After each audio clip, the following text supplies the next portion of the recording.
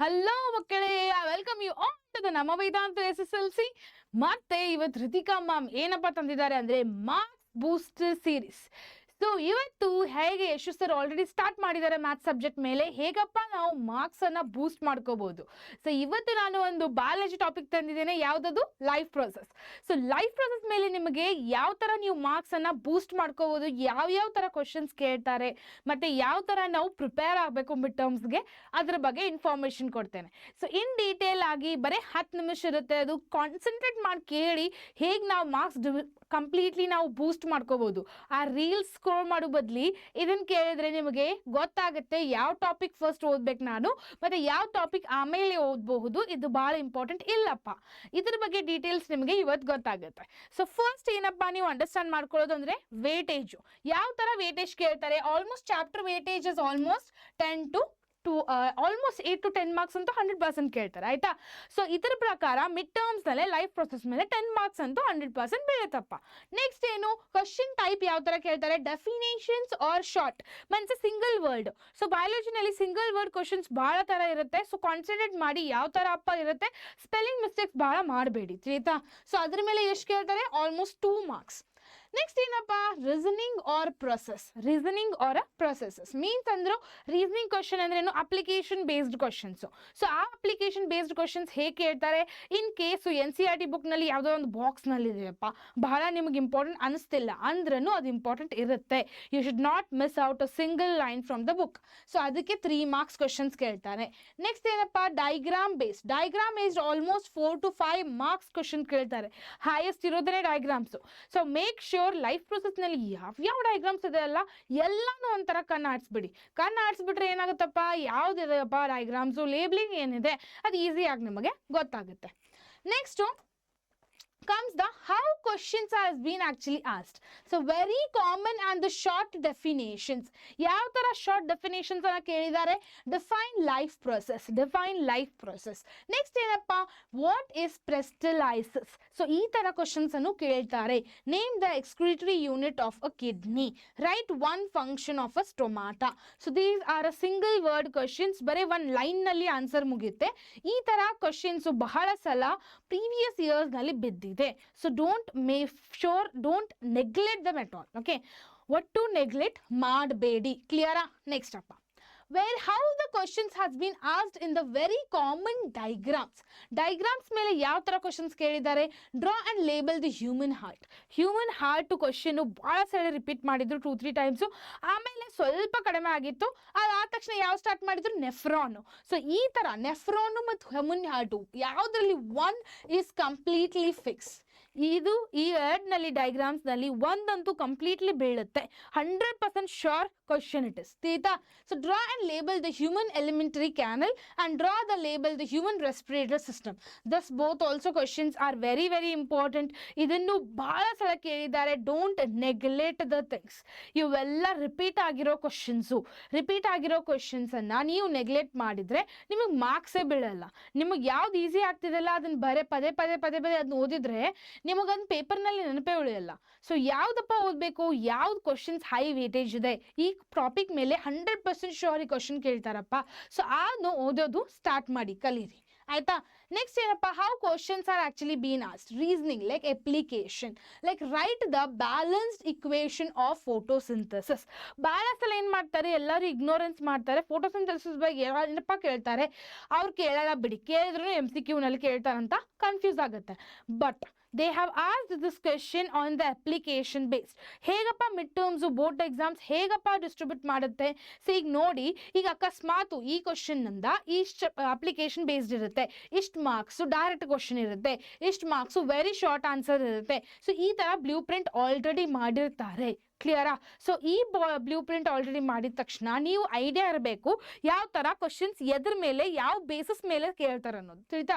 So ಅದಕ್ಕೆ application based question separate ಆಗಿ ತೊಗೊಂಬಂದಿದ್ದೇನೆ. ಡೈರೆಕ್ಟ್ ಇದು ಎಕ್ಸಸೈಸ್ ಕ್ವಶನ್ಸ್ ನಲ್ಲಿ ಇಲ್ಲ. ಸೊ ಈ ತರ questions I don't think so you people might have learned it also before, right. So ಅದಕ್ಕೆ difference between aerobic and anaerobic respiration. Why is the diffusion not enough in multicellular organisms? Next, to explain the double circulation. Double circulation, then what is the role of a bile in the digestion. So ಈ ಥರ questions ಭಾಳ ಸಲ ಎಕ್ಸಾಮ್ಸ್ನಲ್ಲಿ ಬಿದ್ದಿದೆ. So ಈಗ ನೋಡಿ ಯಾವ ಥರ ಟಾಪಿಕ್ಸನ್ನು ಓದಬೇಕು ಅನ್ನೋದು ನಿಮಗೆ ಡೀಟೇಲಾಗಿ ಹೇಳ್ತೇನೆ. ಸೊ ಇಲ್ಲಿ ಬ್ಯಾಲೆನ್ಸ್ಡ್ ಇಕ್ವೇಷನ್ ಕೇಳಿದ್ದಾರೆ, ಫೋಟೋಸಿಂಥಸಿಸ್ ಬಗ್ಗೆ, ಪ್ಲಾಂಟ್ಸ್ ಬಗ್ಗೆ ಕೇಳಿದ್ದಾರೆ, ಪ್ಲಾಂಟ್ಸ್ ಬಗ್ಗೆ ಏನೇನಿದೆ ಅದು ಮರಿಬಾರ್ದು. ನೆಕ್ಸ್ಟ್ ಏರೋಬಿಕ್ ಮತ್ತು ಆ್ಯನರೋಬಿಕ್ಕು. ನೆಕ್ಸ್ಟ್ ಆಮೇಲೆ ಹ್ಯೂಮನ್ ಮಲ್ಟಿಸೆಲ್ಯುಲರ್ ಆರ್ಗ್ಯಾನಿಸಮ್ಸ್ ಬಗ್ಗೆ ಕೇಳಿದ್ದಾರೆ, ಡಬಲ್ ಸರ್ಕ್ಯುಲೇಷನ್ನು, ಹಾರ್ಟ್ ಬಗ್ಗೆ ಮರಿಬಾರ್ದು. ಸೊ ಈ ಥರ ನೀವು ಡಿಸ್ಟ್ರಿಬ್ಯೂಟ್ ಮಾಡ್ಕೊಳ್ಳಿ ಯಾವ ಥರ ಕ್ವಶನ್ಸ್ ಕೇಳಿದ್ದಾರೆ, ಯಾವ ಟಾಪಿಕ್ ಮೇಲೆ ಜಾಸ್ತಿ ಕ್ವಶನ್ಸ್ ಕೇಳಿದ್ದಾರೆ ಅನ್ನೋದು. ಸೊ ಇದು ಅದು ಆ್ಯಕ್ಚುಲಿ ಡಿಸೈಡ್ ಮಾಡುತ್ತೆ ಬೋರ್ಡು, ಆಯಿತಾ. So typical mid term pattern ಏನಪ್ಪ, 2 marks ಡೆಫಿನೇಷನ್ಸ್ ಕೇಳ್ತಾರೆ, 3 marks of reasoning and expansion, and almost 4 to 5 marks of diagrams. Total it will be 10 to 8 marks. So ಅದಕ್ಕೆ diagrams is very very important. Diagrams ಬಗ್ಗೆ ಓದಿ ನೋಡಿ, it will be very much helpful to you people to score and boost your marks in it. ಕ್ಲಿಯರಾ? So life process boost ಮಾಡೋದು marks ಅನ್ನೇ diagrams. Next must do these chapters. ಇದನ್ನಂತ ಮರಿನೇಬಾರ್ದು, ಆಯ್ತಾ. So ಈ ನ್ಯೂಟ್ರಿಷನಲ್ಲಿ ಏನು ಮಾಡಬೇಕು, ಇವೆಲ್ಲ ಸಬ್ ಟಾಪಿಕ್ಸ್ ಇದೆ ಇದ್ರ ಮೇಲೆ, ಲೈಫ್ ಪ್ರೊಸೆಸ್ನಲ್ಲಿ ಇವೆಲ್ಲ ಸಬ್ ಟಾಪಿಕ್ಸು. ಆ ಸಬ್ ಟಾಪಿಕ್ಸ್ ಮೇಲೆ ಯಾವುದಪ್ಪ ಇಂಪಾರ್ಟೆಂಟ್ ಇದೆ ಅದ್ರ ಬಗ್ಗೆ ನಿಮಗೆ ಹೇಳಿದ್ದೇನೆ ಡೀಟೇಲ್ ಆಗಿ. ಸೊ ಇನ್ ಕೇಸ್ ನಿಮಗೆ ಡೀಟೇಲ್ ಕ್ವಿಕ್ ರಿವಿಷನ್ ಬೇಕಿದೆ ಅಂದರೆ ನೀವು ಹೋಗಿ ಪ್ಲೇಲಿಸ್ಟನ್ನು ನೋಡಬಹುದು, ಆಯ್ತಾ. ನ್ಯೂಟ್ರಿಷನ್ನಲ್ಲಿ ಆಟೋಟ್ರಾಪಿಕ್ ನಂದ photosynthesis process plus the equation. Autotrophic ಮೇಲೆ photosynthesis process and its application or equation, you need to learn it. Theta.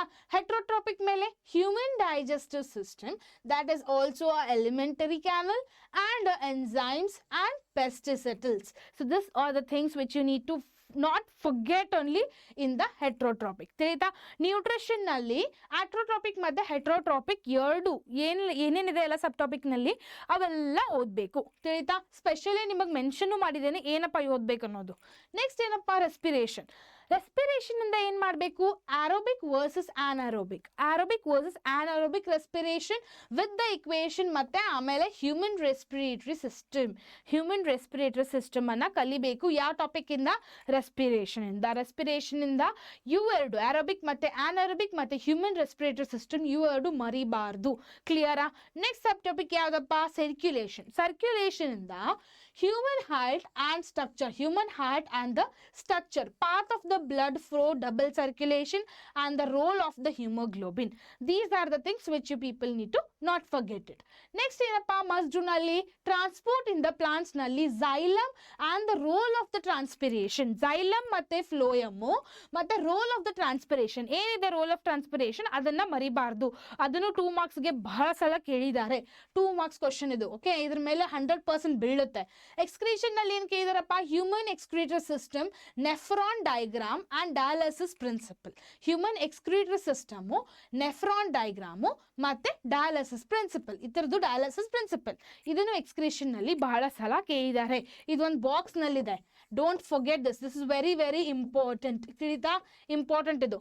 Key diagrams ಯಾವುದಪ್ಪ, ಹಾರ್ಟು, ರೆಸ್ಪಿರೇಟರಿ ಸಿಸ್ಟಮು, ನೆಫ್ರಾನು ಮತ್ತು alimentary canal. These are the 4 diagrams which are very very important. ತಿಳಿತಾ?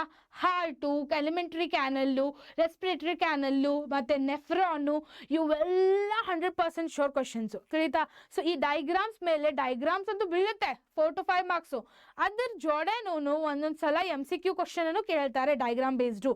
So don't forget, they'll give the diagram, they'll name it and ಈ naming the ಏನಪ್ಪ, ಈಗ diagram draw ಮಾಡ್ತಾರೆ, nephron diagram draw ಮಾಡಿದ್ರು. Okay, so ಈ nephron diagram draw ಮಾಡಿದ ತಕ್ಷಣ ಇದೇನಪ್ಪ, ಈ ಥರ ಕ್ವಶನ್ಸ್ ಕೇಳ್ತಾರೆ MCQ ನಲ್ಲಿನೂ. ಸೊ ಡಯಾಗ್ರಾಮ್ಸ್ ಭಾಳ ಇಂಪಾರ್ಟೆಂಟ್ ಇದೆ, ಡೋಂಟ್ ಮಿಸ್ ಇಟ್ ಔಟ್.